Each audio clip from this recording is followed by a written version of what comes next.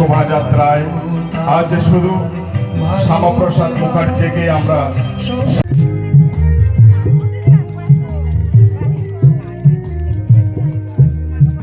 इस माटी पर जन्म लिया था दशरथ नंदन राम ने इस माटी पर गीत পুরস্কার দাতাকে নগদ 500 টাকা পুরস্কৃত করা হবে। এই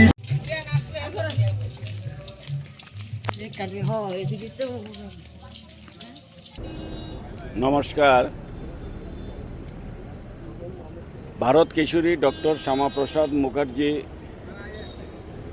উনি আমাদের ভারতীয় জনতা পার্টির কাছে উনি প্রাণপুরুষ, মহাপুরুষ। কারণ ভারতীয় জনতা পার্টি প্রতিষ্ঠাতা হিসেবেই আমরা শ্যামাপ্রসাদ মুখার্জিকে আমরা মান্যতা দেই এবং ওনারই নীতি আদর্শ নিয়ে ভারতীয় জনতা পার্টি 1980 সনের 6 এপ্রিল প্রতিষ্ঠিত হয়েছিল। ওনার যে অগাধ দেশপ্রেম, দেশের প্রতি যে ওনার দায়িত্বশীলতা বোধ, দেশের জন্যে ওনার যে বলিদান, দেশবাসীর জন্যে ওনার যে লড়াই ছিল, সেটাই ভারতীয় জনতা পার্টি ওনার এই নীতি আদর্শকে পাথেয় করে ভারতীয় জনতা পার্টির রাজনৈতিক জয়যাত্রা চলছে।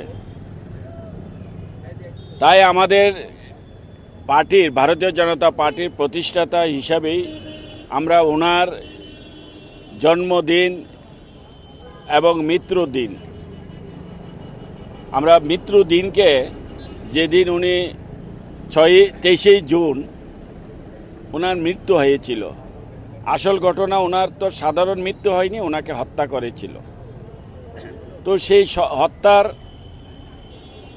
কাহিনী আমরা ভারতবাসী সবাই জানি। ওনাকে কে হত্যা করেছিল, কিভাবে হত্যা হয়েছিল, কি কারণ ছিল, জওহরলাল নেহেরু কিভাবে শ্যামাপ্রসাদ মুখার্জিকে হত্যা করেছিল, কিসের কারণে হত্যা করেছিল, এটা আমরা ভারতবাসী এখন জেনে ফেলেছে, জানে।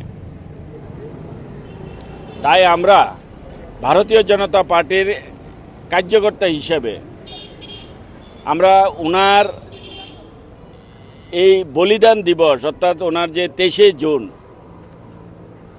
সেই থেকে আমরা 6 জুলাই যে আমাদের ওনার জন্মদিবস, জন্মজয়ন্তী, সেটাকে আমরা একটা তিথি, পক্ষকাল তিথি হিসেবে আমরা মেনে নিই। অর্থাৎ 23 জুন ওনার মৃত্যুদিনকে আমরা বলিদান দিবস বলি, যেহেতু ওনাকে হত্যা করেছিল চক্রান্ত করে। সেই সময়কালে কমিউনিস্ট পার্টি এবং কংগ্রেস পার্টির তখনকার সময়ে প্রধানমন্ত্রী জওহরলাল নেহেরু, তাদের চক্রান্তে ওনাকে হত্যা করেছিল। সেই জন্য ওনার এই হত্যার দিনটাকে আমরা বলিদান দিবস এবং 6 জুলাই জন্মজয়ন্তী দিবস, এর মধ্যে 14 দিন, সেটাই হচ্ছে পক্ষকাল দিবস। তা আমরা আজকে এই সূর্যবনী নগরে আমরা একটা সিদ্ধান্ত নিয়েছি, আমরা 23 জুন থেকে 6 জুলাই এই 14 দিন আমরা প্রত্যেক দিন ভোর 5টা থেকে আমরা শুরু করব প্রভাত ফেরি। আর সেখানে আমরা অনেক ধরনের আরও কর্মসূচি হাতে নিয়ে আমরা প্রভাত ফেরি পদযাত্রা আমরা প্রত্যেক দিন করব।